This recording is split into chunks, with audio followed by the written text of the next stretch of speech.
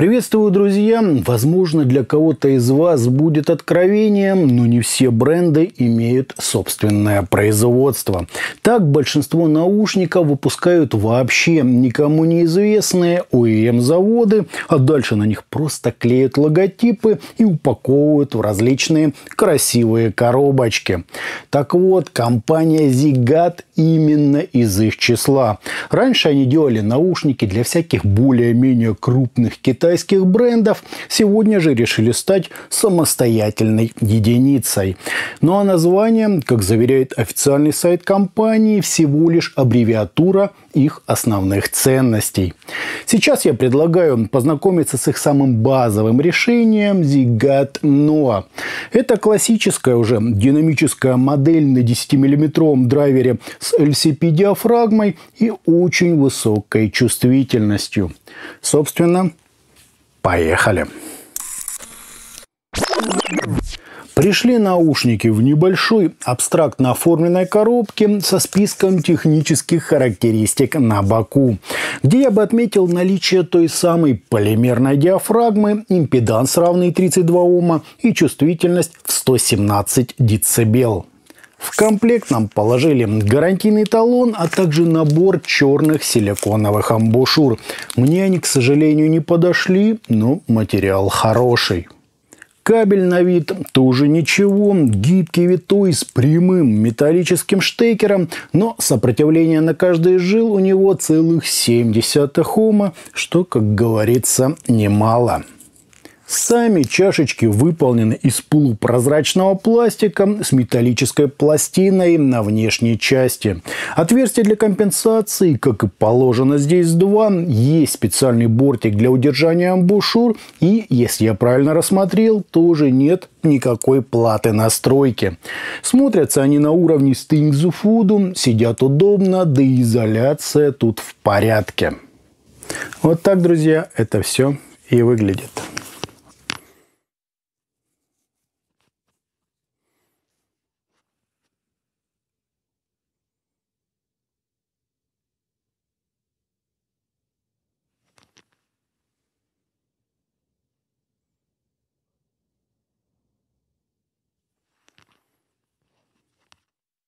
По измерениям у нас быстрый и очень четкий импульс, незначительные расхождения между каналами и искажения в пике, достигающие всего 0,14%, что просто гениально.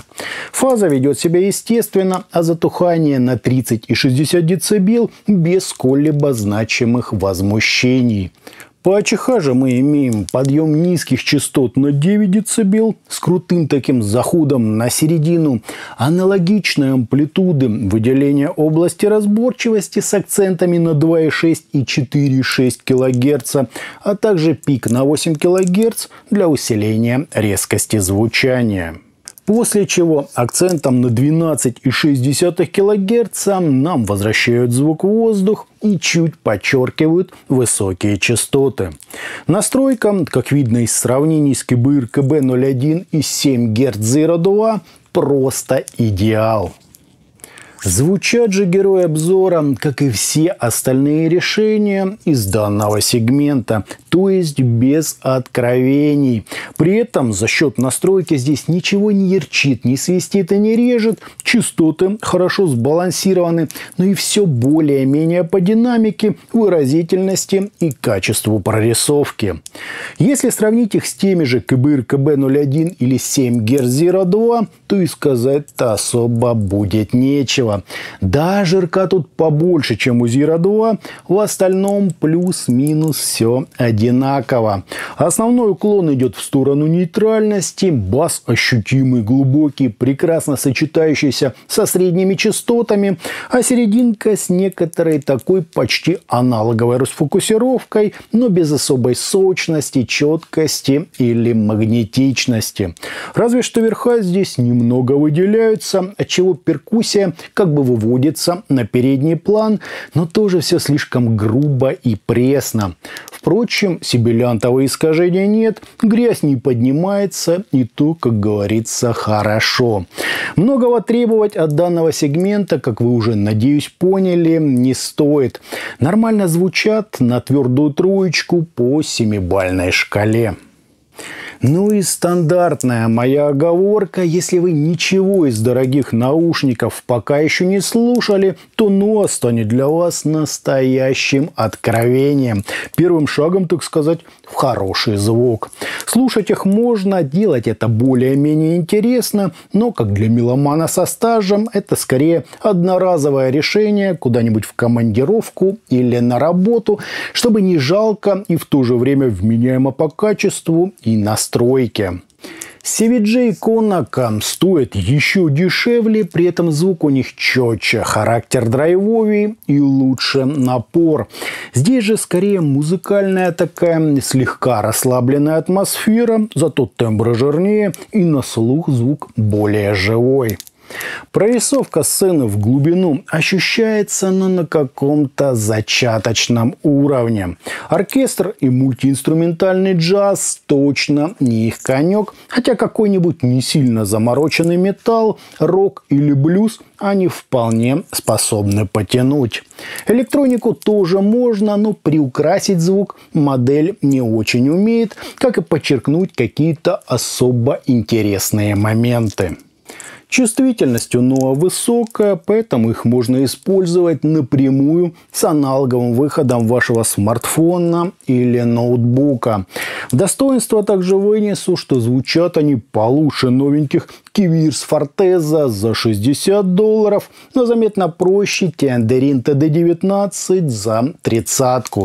Что это значит? Все просто. У нас в руках еще одна нормальная модель за свои деньги. Радоваться тут особо нечему, но и каких-то серьезных недостатков у них тоже нет. Зато здесь лучшая среди одноклассников выразительность, нет явной зажатости и той, очевидно, плоской сцены. Да, в этом Noah, скажем так, короли, но по структурам все равно простовато, а сам характер звука довольно-таки примитивный. Еще раз, у Zigat получилось вполне неплохое решение, но лишь для своей цены. Я бы, честно говоря, выбирал именно их, а не KBR KB01 и Kavash 300 или 7 Гц Zero 2. Итогом: динамические наушники Zigat Noah удобно сидят, отлично выглядят и просто потрясающе, как для своей цены, настроены. Кроме того, здесь, как и в Zero 2, очень низкие искажения и приятные такие чуть смягченные тембры. В остальном чуда не произошло. Да, герой обзора чуть лучше своих одноклассников по выразительности, у них не такая лютая зажатость и даже есть какая-никакая прорисовка в глубину, но тембры все еще простые и грубые, а верха с немного неестественным таким призвуком. На фоне других наушников за эту цену они без сомнения очень хороши, но не что-то вот прямо впечатляющее. В целом, да, неплохо. Такие можно взять с собой в путешествие, кинуть в рюкзак на всякий случай или оставить где-нибудь на работе. Главное их достоинство, что они без особых косяков и довольно дешево стоят. А на этом, друзья, у меня все. Это были наушники Zigat Noah. Не забывайте, что у нас есть группы ВКонтакте и Телеграме. Обязательно на них подписывайтесь. Всем добра!